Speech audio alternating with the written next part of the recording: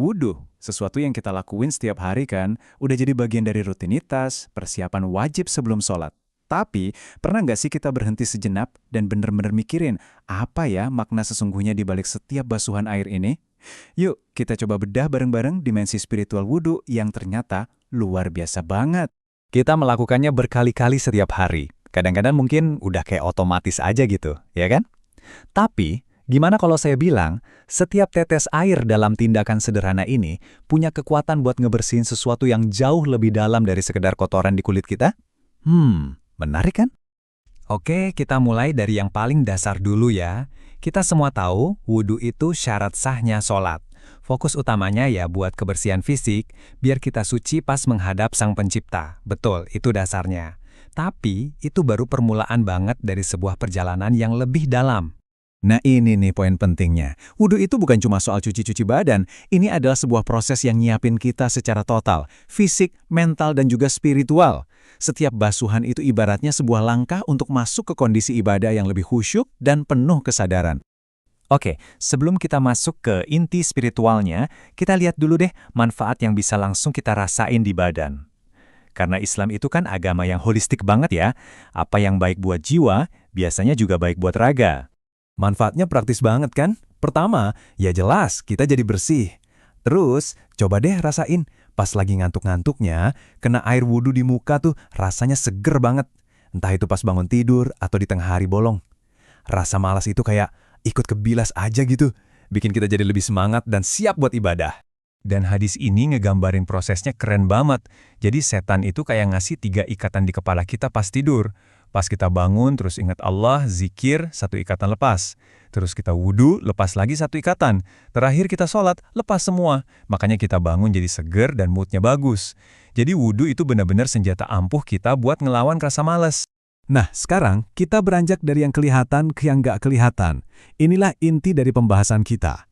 Di balik manfaat fisik tadi, tersimpan rahasia spiritual terbesar dari wudhu, kemampuannya untuk membersihkan dosa-dosa kita.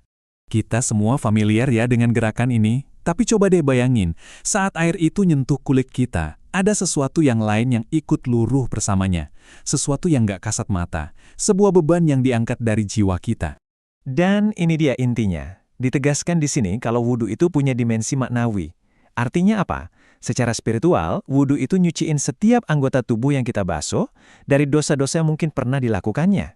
Bukan cuma bersih dari kotoran, tapi juga bersih dari dosa. Coba deh, kita bayangin bareng-bareng. Pas kita lagi basuh muka, bayangin dosa-dosa yang pernah dilakuin mata kita, lisan kita, itu luruh bareng air. Terus pas kita basuh tangan, kesalahan yang dibuat tangan kita juga ikut bersih.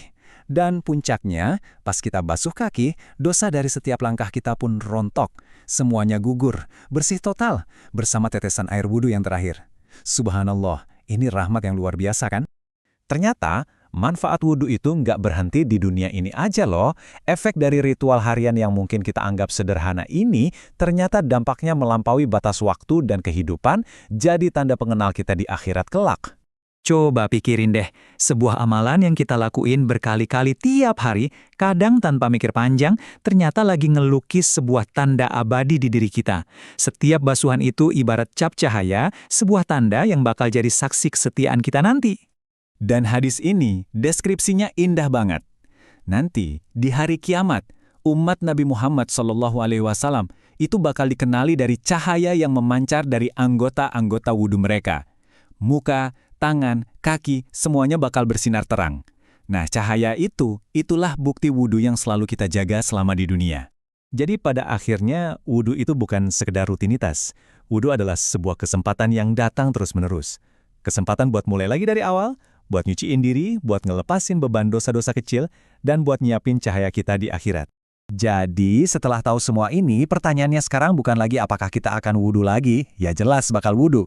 Tapi, bagaimana kita akan memandang wudhu kita selanjutnya? Apakah wudhu kita yang berikutnya itu cuma rutinitas biasa? Atau kita akan melihatnya sebagai sebuah momen anugerah, kesempatan emas untuk membersihkan jiwa dan menyalakan cahaya kita untuk selamanya? Coba